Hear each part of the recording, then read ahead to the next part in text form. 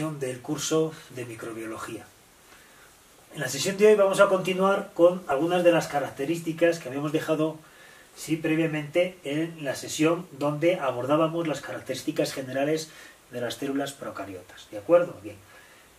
Hoy me voy a centrar en uno de los elementos que de forma más conspicua nos permite distinguir dos grandes categorías de células bacterianas. ¿De acuerdo? Primero voy a referirme a esta estructura y luego voy a dar una pequeña explicación de cuál fue la técnica metodológica que nos permitió establecer estas dos grandes categorías. ¿De acuerdo? Bien. La estructura como tal, que, les insisto, de forma más prominente distingue un grupo de bacterias del otro, es la pared celular. ¿De acuerdo? Hay que entender primero que la pared celular es el elemento de la célula que posibilita a la célula dos procesos fundamentales para la supervivencia. Por una parte, mantiene un volumen óptimo para la consecución de las reacciones que se deben llevar al interior de la célula. ¿Sí? Esto es un punto fundamental, ¿de acuerdo? El volumen óptimo tiene que ver con las relaciones molares que se dan en el interior de la célula y que también está relacionado con otro tipo de procesos, ¿sí? Que son, por ejemplo, vamos a hablar de los coeficientes de difusión, ¿sí? Es decir, las sustancias pueden difundir a una velocidad que es más o menos constante en función del medio en donde están disueltas, ¿de acuerdo? O sea, hablamos de agua, pues tenemos el coeficiente de difusión y el volumen, ¿sí? El hecho de que una célula tenga que responder al ambiente involucra que determinados elementos al interior celular deben interaccionar a efectos de generar una respuesta adaptativa en un tiempo que sea adecuado. ¿De acuerdo? Si las células son demasiado grandes o demasiado pequeñas, afecta, por supuesto, al coeficiente de difusión, no, sino al tiempo que tarda la sustancia en alcanzar el blanco. ¿De acuerdo? El coeficiente de difusión es específico de cada sustancia y del disolvente donde están. Pero si el tiempo es mayor o es menor, la respuesta puede ser mejor o puede ser peor, ¿de acuerdo? El tamaño celular bacteriano ha sido optimizado y eso significa que el volumen en el cual las reacciones bioquímicas se llevan a cabo en el interior, en el citoplasma, ha sido optimizado a lo largo de la historia evolutiva, ¿de acuerdo? Lo que hace la pared celular es confinar un volumen, ¿de acuerdo?, para posibilitar este medio óptimo, ¿de acuerdo? Y otro de las funciones que es más relevante desde el punto de vista de la supervivencia de las bacterias es el aislamiento, entre comillas, del medio externo, ¿de acuerdo? La pared celular, al procurar este confinamiento, posibilita de la misma manera el mantenimiento de unas condiciones razonablemente estables en el citoplasma, ¿sí? Contribuye a la regulación homeostática de una manera muy importante, ¿de acuerdo? Bien, entonces estos dos elementos son comunes a ambos tipos de pared, ¿sí? Sin embargo, hemos de decir que hay, vamos a hablar en este caso solo del grupo bacterias, ¿sí? Las arqueas tienen otro tipo de pared, hablaremos de ella en un vídeo posterior. Fíjense, en la diapositiva lo que les muestro es el esquema general en que podemos distinguir la estructura de las bacterias gram positivas a la izquierda y gram negativas a la derecha. ¿De acuerdo? Bien. En sí, la pared celular es una estructura que está constituida por un componente que es más o menos rígido, ¿sí? Más o menos más impermeable en ciertos sentidos, y que es el peptidoglicano, ¿de acuerdo? Junto con otros tipos de ácidos, sí, pero fundamentalmente me voy a circunscribir al peptidoglicano, además de la presencia de membranas plasmáticas, ¿sí? Bien, esto lo tenemos en ambos tipos de pared. Para el caso particular de las paredes presentes en bacterias gram positiva, tenemos que la capa de peptidoglicano es sustancialmente más gruesa si la comparamos con las paredes presentes en las bacterias gram negativas, ¿sí? El peptidoglicano se encuentra hacia el lado externo, distribuido periféricamente en la célula, y al interior encontramos la membrana plasmática. ¿De acuerdo? Bien. Un elemento que debemos preponderar y hacer énfasis en él es el espacio que se constituye entre la membrana plasmática al interior de la célula y el peptidoglicano circundando periféricamente a la célula, ¿de acuerdo? A este espacio entre la membrana y el peptidoglicano se denomina, o lo denominamos espacio periplásmico, ¿de acuerdo? Lleva a cabo múltiples funciones en la célula, pero como caso más o como función más relevante a considerar es aquel lugar donde se generan gradientes, ¿de acuerdo? Acuérdense que los sistemas biológicos tienen una estructura que procura el establecimiento de gradientes para que una vez que ese gradiente es disipado por equilibrio termodinámico se aprovecha para la constitución de energía, ¿de acuerdo? En este caso, para las bacterias es el espacio periplásmico y en este caso para las gram positivas está entre el peptidoglicano y la membrana plasmática. De la misma manera que para cualquier célula biológica, las membranas biológicas, las membranas plasmáticas son membranas lipídicas y en este caso, pues lógicamente tenemos una diversidad, una gran variedad de proteínas de membrana que están parcialmente o totalmente integradas en la membrana, ¿de acuerdo? Y que lógicamente tienen que ver tanto con la recepción de estímulos ambientales como la remisión de estas señales hacia el interior y por otra parte pues también están encargadas de responder al ambiente a través de aquellos productos que genera la célula, ¿de acuerdo? Bien. Esto con respecto a la pared de las bacterias gram positivas. Con respecto a la pared de las bacterias gram negativas, hemos de decir que hay una diferencia sustancial entre positivas y negativas, y es que en este caso las negativas, además de tener el peptidoglicano y una membrana plasmática interna, también tienen una membrana plasmática externa, ¿de acuerdo? Entonces, desde el punto de vista de la periferia, la parte más externa de una célula bacteriana gram negativa también es una membrana, ¿de acuerdo? También es una membrana. Lógicamente es una membrana lipídica, pero en este caso tenemos también lipopolisacáridos, ¿de acuerdo? Es muy rico en lipopolisacáridos. Y también hemos de decir que en este tipo de estructura se ancla, de forma muy recurrente, distintos tipos de estructuras que tienen que ver con la motilidad bacteriana, es decir, con el movimiento que esas células bacterianas tienen en su ambiente. Bien. Desde el punto de vista cualitativo, les insisto, tenemos peptidoglicano y membrana plasmática, pero en este caso tenemos una membrana externa, más externa al peptidoglicano. La capa de peptidoglicano es más delgada que en gram negativas, ¿sí? Tiene menos capas de peptidoglicano. Y en este caso, el espacio periplásmico lo vamos a entender entre la membrana plasmática externa y la membrana plasmática interna, ¿de acuerdo? También se suele subdividir, o en algunos tratados aparece como un espacio periplásmico externo y un espacio periplásmico interno. En este caso, en la zona de, frontera es exactamente la capa de peptidoglicano, ¿sí? Bien. En este caso, el proceso, digamos que distingue de forma más característica un tipo de bacterias de otro tipo, de para de otro, es el transporte, ¿de acuerdo? En la membrana plasmática externa y en la membrana plasmática interna tenemos distintos tipos de proteínas que regulan el paso de sustancias del interior al exterior celular, ¿de acuerdo? Hay mayor variedad de proteínas y por lo tanto hay una regulación del transporte que es sustancialmente diferente, ¿sí?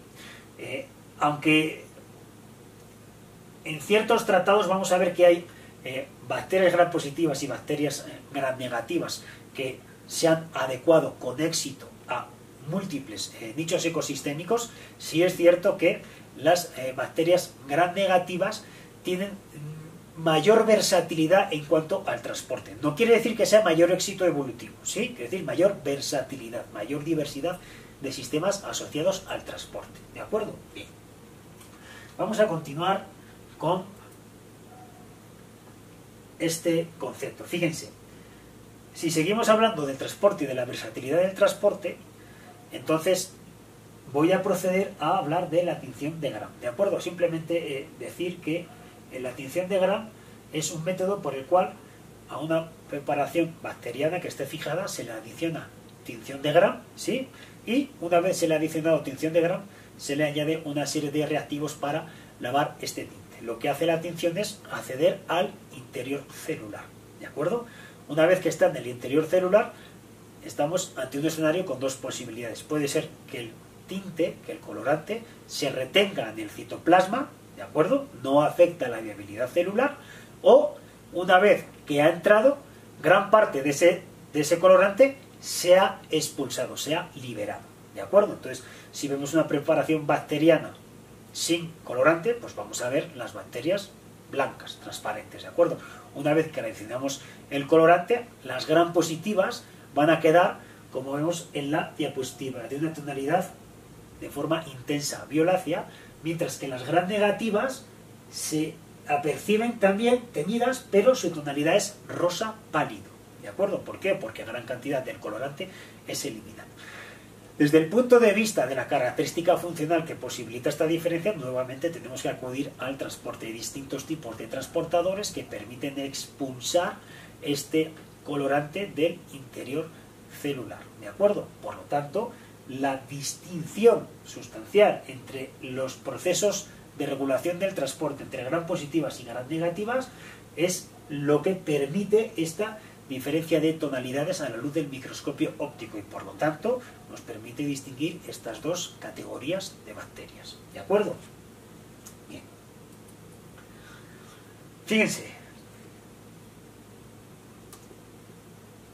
inicialmente les comentaba que la pared tiene como objetivo mantener o procurar la regulación homeostática. Acuérdense que la homeostasis tiene que ver, o es un término que hace referencia a aquellos procesos, ¿sí?, que tienen como objetivo mantener en un rango de valores más o menos razonablemente constantes los parámetros físico-químicos al interior de una célula de forma independiente de cuáles son las condiciones ambientales en referencia a distintos tipos de parámetros. ¿De acuerdo? Bien. Entonces la pared, al tener este espacio confinado, mantener este espacio confinado y rígido, también contribuye al mantenimiento de una morfología en particular. De forma un poquito más llamativa, podemos hablar de la pared celular y la protección osmótica. ¿De acuerdo? Aquí tenemos dos tipos de células. Unos eritrocitos, que son característicos del tejido sanguíneo en mamíferos, y tenemos una célula vegetal. Las células vegetales tienen pared, ¿sí? ¿Qué es lo que sucede?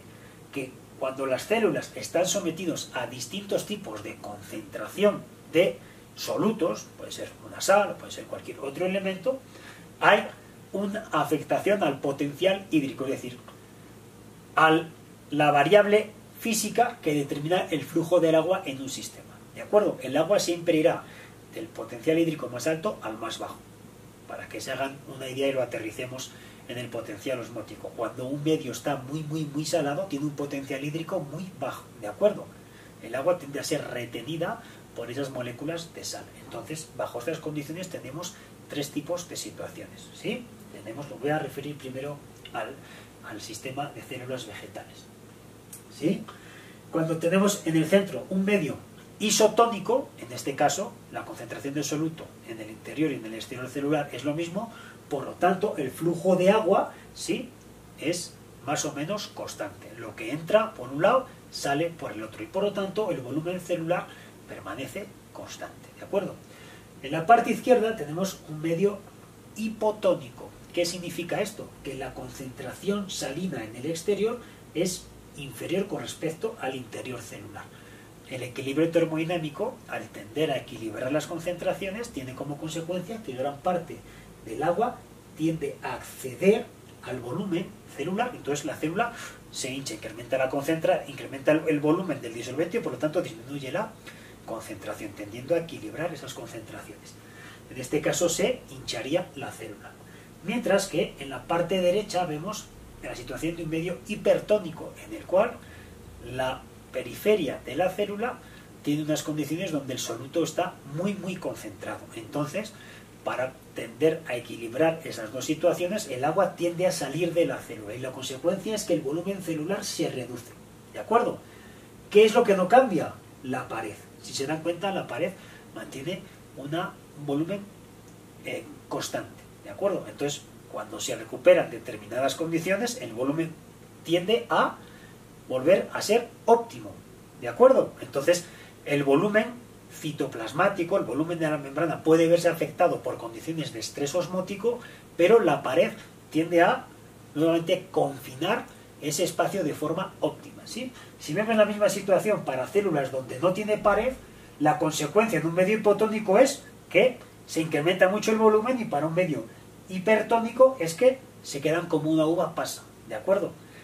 De hecho, los medios hipertónicos tienden a lisar las células. Hay pérdida de integridad de la membrana y finalmente, si se rompe, entonces el citoplasma se puede salir por él, ¿de acuerdo? Entonces la pared lo que tiende es a mantener ese espacio confinado y eventualmente a recuperar las condiciones óptimas volumétricas, ¿de acuerdo? Bien. Fíjense, el siguiente concepto del que voy a hablar es la quimiotaxis, ¿de acuerdo?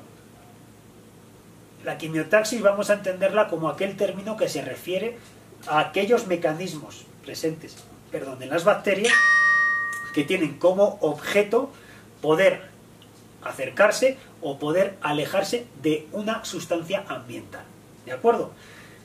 De forma característica se denomina quimiotaxis porque la sustancia, ¿sí?, en este caso ya está siendo detectada por su naturaleza química, ¿de acuerdo? En este caso hay unos receptores, unas proteínas que están situadas periféricamente en la célula, que vamos a denominarlo quimioreceptores de forma genérica, aunque si ven en los libros hay muchos receptores que tienen nombres en particular, ¿de acuerdo? Bien. La quimiotaxis puede ser atractiva o puede ser repulsiva, ¿sí? Por ejemplo, tenemos que hay glucosa en el ambiente, entonces la glucosa es una fuente de carbono, por lo tanto es una fuente de energía, y como tal, la célula, si detecta niveles de glucosa, ¿de acuerdo?, en su periferia, entendiendo que hay un lugar donde hay más concentración de glucosa, entonces se podrá dirigir hacia la fuente del recurso, de tal manera que tenga como objetivo captar esa glucosa y por lo tanto obtener energía para poder reproducirse. Sin embargo, de la misma manera que la quimiorecepción posibilita el acercamiento, también permite el alejamiento. ¿Por qué? Porque puede haber sustancias que potencialmente pueden generar un daño en la fisiología celular. Puede ser un tipo de antibiótico, puede ser un tipo de toxina, puede ser un metabolito con distintos tipos de efectos, ¿de acuerdo? Lo que se produce a través de la lectura en la quimiorecepción es la identificación del potencial riesgo que pudiera tener ese metabolito. Bajo esas condiciones, entonces la célula se podría alejar, ¿sí? ¿Cómo se acerca o se aleja? A través de sistemas motores, ¿sí? Puede ser cilios, flagelos, fimbrias, que posibilitan siempre en medio acuoso el movimiento celular, ¿de acuerdo?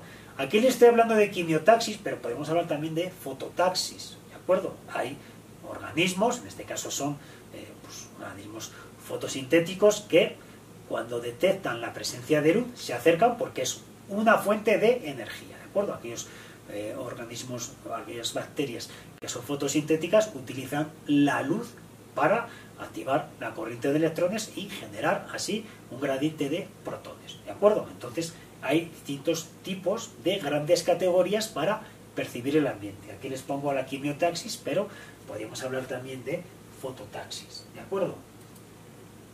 Bueno, otro elemento característico que está presente en todas o muchas células bacterianas es la presencia de endosporas, ¿de acuerdo? Bien.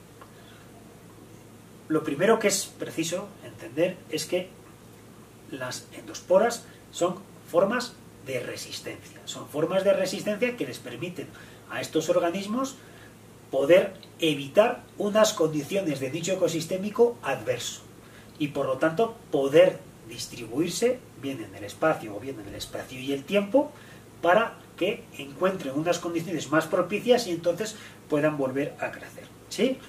¿Por qué se caracterizan las endosporas? Bueno, son formas que tienen como objetivo resistir aquellas condiciones del medio que pueden traer, lógicamente, la muerte de la célula. Entonces, tienen componentes que evitan el daño por radiación ultravioleta, el daño por deshidratación, el daño por incremento de temperatura, que finalmente también deriva en deshidratación, ¿de acuerdo? Las endosporas son formas de vida latentes, pueden seguir bajo ese estado de latencia durante decenas de miles de años, ¿sí? Y de hecho, si ustedes profundizan un poco en teoría de panspermia, la estructura, digamos, biológica que siempre se menciona, haciendo referencia a la potencial transferencia de formas de vida en el espacio, son las esporas, precisamente debido a su intensa resistencia sobre las temperaturas y la radiación ultravioleta. ¿De acuerdo? Bien. De forma característica, aquellos géneros que de forma prominente se ha descrito en la bibliografía como productores de endosporas, pues son el género Bacillus o el género Clostridium. ¿Sí? El género Bacillus o el género Clostridium. Bien. En ecología microbiana veremos cómo hay bacterias distribuidas en la atmósfera, incluso en la alta atmósfera, que pueden llevar allí decenas de miles de años. ¿De acuerdo? Bien. La siguiente diapositiva simplemente pretende representar un ciclo biológico de una bacteria cuando va a generar endospora. No siempre genera endospora, pero cuando las condiciones ambientales así lo propician, entonces generan esporas, bien por falta de nutrientes o bien porque hay algún tipo de elemento en ese nicho ecológico que le informa a la bacteria de que van a ser unas condiciones difíciles para la supervivencia, ¿de acuerdo? Entonces, en este caso, vamos a comenzar el ciclo aquí. Tenemos una bacteria que se va a dividir por fisión binaria y en el caso de que vaya a producir una endospora, tenemos que hay sendas invaginaciones al interior de la célula, ¿sí? Además de haber estas sendas invaginaciones, hay una acumulación alrededor de estas invaginaciones de la membrana del material nucleico. Debe haber una replicación del material nucleico porque una copia va a quedar en el interior de la endospora, mientras que la otra copia va a posibilitar el funcionamiento de la fisiología microbiana para terminar de configurar la forma de resistencia, ¿de acuerdo? Entonces empieza con estas invaginaciones, posteriormente se produce un septo, ¿de acuerdo? Este septo va evolucionando hasta que se constituye una protoespora, vamos a llamarla de esta manera, ¿sí? Y esta estructura finalmente empieza a madurar, empezando por la constitución del cortes, ¿de acuerdo? Hay distintos tipos de elementos, por ejemplo, podemos hablar del ácido dipicolínico, que se encuentran en el cortes rodeando el material nucleico que encierra la espora, ¿sí? Y finalmente, en las fases iniciales del ciclo, lo que sucede es una maduración progresiva de la espora. Tampoco me interesa tanto profundizar, pero hay distintas capas que están constituyendo periféricamente, concéntricamente, la espora. Una vez que tenemos la espora completamente madurada, se produce la lisis celular y entonces la espora queda en el ambiente y finalmente será distribuida en el ambiente a merced de las condiciones ambientales, ¿de acuerdo? Algunas se podrán distribuir por agua, otras por viento, otras podrán permanecer en el sustrato. El tipo de mecanismo es diferente en función de cuáles son las condiciones de nicho en las que vivía la bacteria productora, ¿de acuerdo? Bien. Bueno, aquí terminamos las características generales que podemos ascribir a las células procariotas y en el siguiente vídeo voy a profundizar en algunas de las características generales, pero de otro grupo de bacterias un poquito más diferentes, las arqueobacterias.